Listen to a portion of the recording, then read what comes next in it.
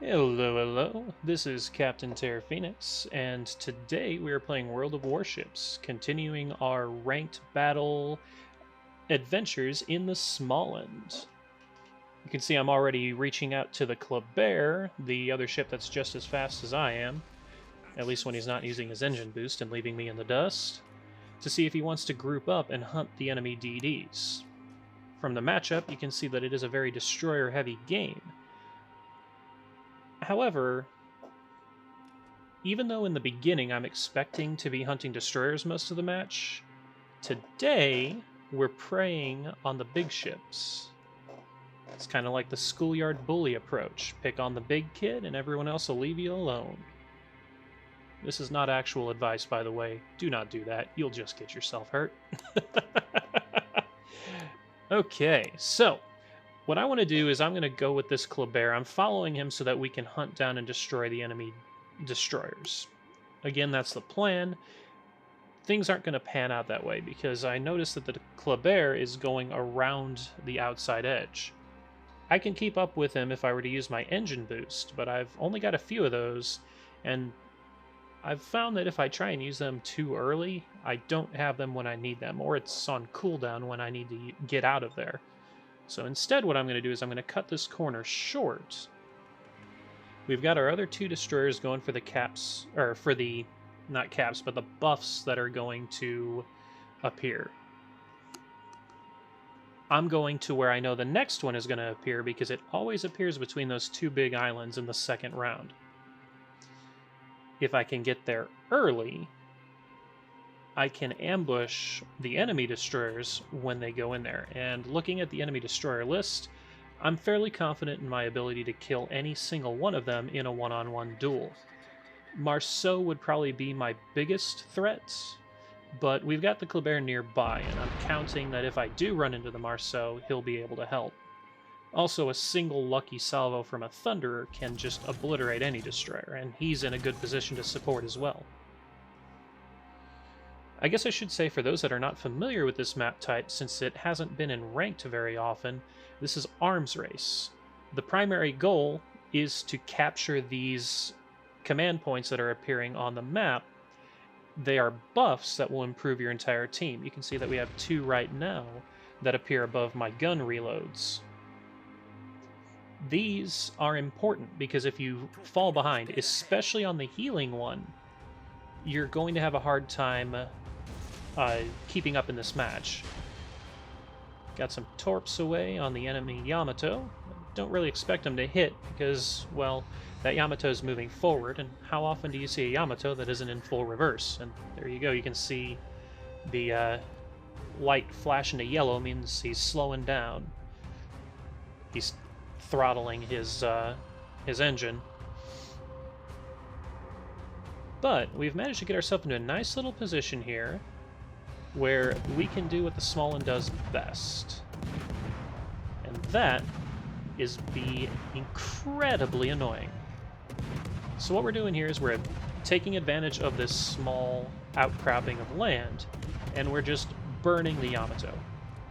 We're not doing huge chunks of damage every time we hit. The Yamato's deck armor is a little bit too good, but we are getting 500, 1,000 damage every now and then, and with our rate of fire, I mean, you can see we've already fired over 50 shells.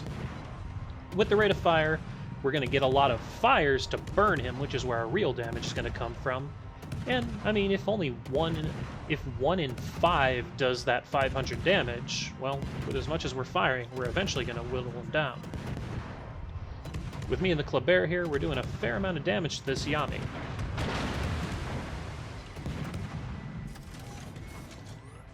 I'm backing up a little bit because I know this outcropping is getting taller, and I want to hit this Yamato for as long as I can.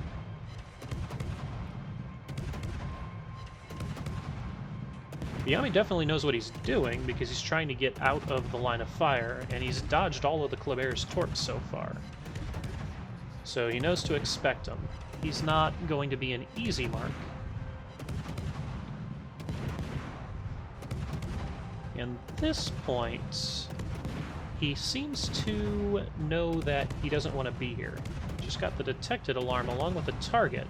but I can't see the person who's targeting me, so it's probably one of the enemy destroyers. And when you notice that targeted light flash like that, and then there's the destroyer. See how it goes, people targeting you, 1, and then it disappears, and then it goes back to 1? That's a clear indicator that there's a destroyer targeting you, and he has just toggled to his torpedoes. Because when they are targeting you with torpedoes, it does not count as someone targeting you. So I am accelerating over here because, yep, there are the torpedoes. I knew those were coming. Now, looking at the map, the Holland was heading south towards the Kleber. I'm thinking he's going to try and come around this island and catch me unaware.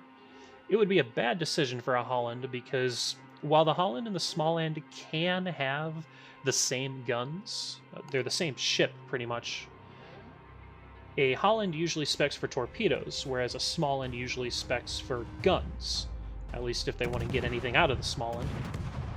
So I'm going to be able to take him in a gunfight, even though we're basically the same ship, minus our consumables. He did the smart move, though, and he turned away, so I'm putting some fire on him. And you can see, there's something like 10 salvos in the air before the first one hits the ground. So it can be a little difficult to adjust your aim on the Smaland. By the time you notice your aim is off, you're so many salvos behind in trying to adjust it. So remember that if you do use this ship, don't adjust your aim based off of the shell that just hit. You need to over-adjust a little bit. I like using ripple fire, so I have the rainbow of death happening there, and it helps me track my aim like tracer fire. But one thing you have to remember is to aim for the shell that you are firing, not the shell that's just landing, because, again, you can see how much time it takes before they land. It's not like a light cruiser or a heavy cruiser where, okay, I missed by this much, I need to adjust my aim by that much.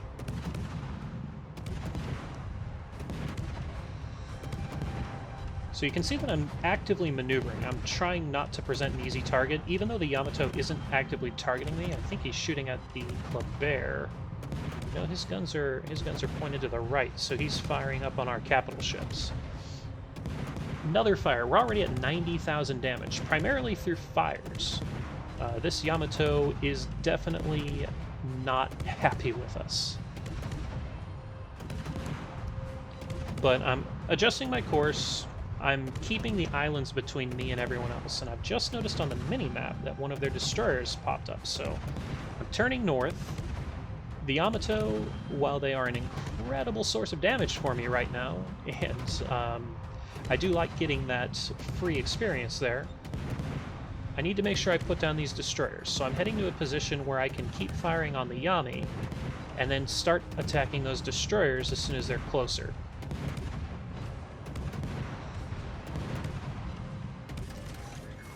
And then someone else on my team, the Shimakaze, torpedoes their Hollands while I'm on my way there, so I don't have to deal with him. However, the Z-52 was on his way in that direction, and so is the Marceau. So I do still want to keep heading in this direction. Feel a little robbed on that Yamato. Did 117,000 damage to him. Didn't get the kill. Though, to be fair, he probably feels really robbed right now, too, because he didn't get to do a whole lot.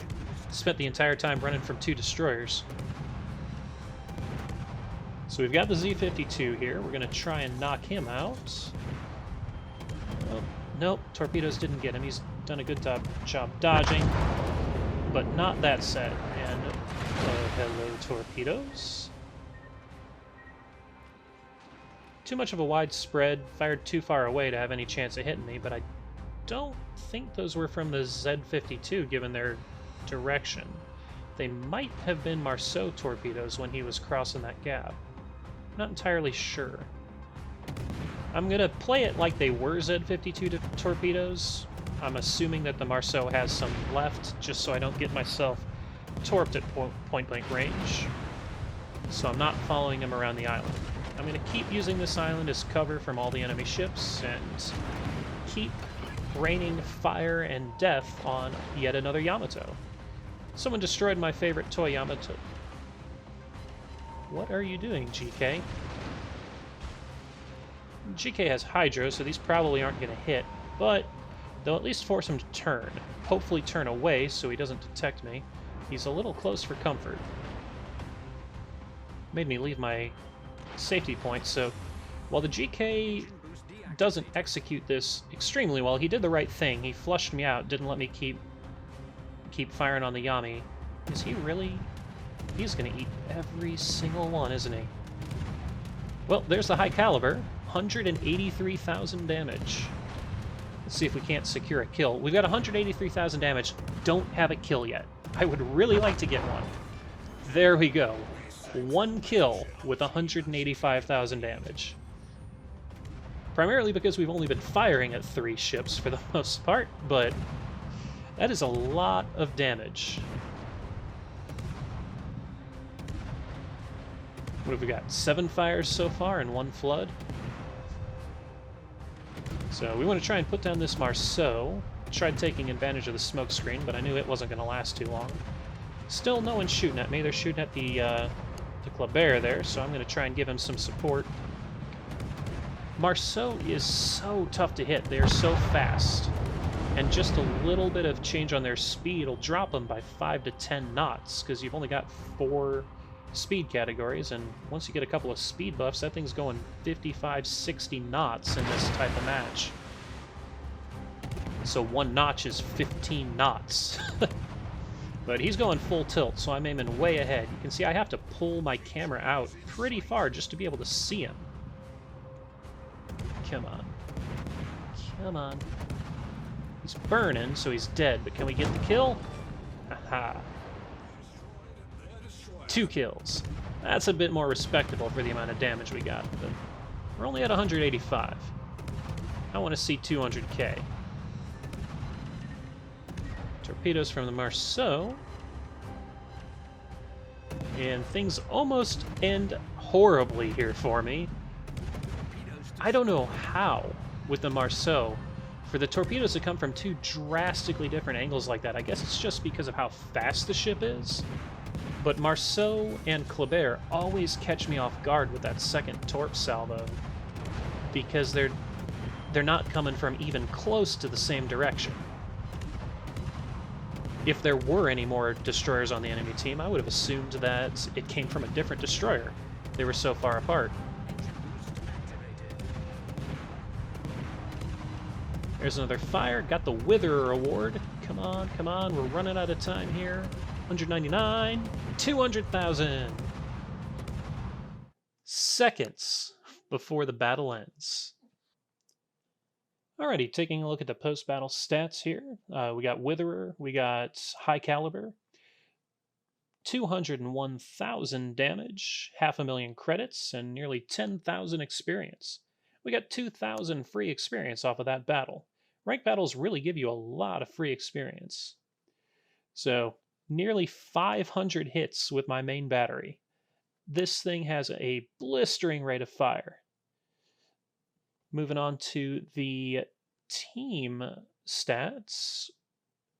We are at number 1 on our team.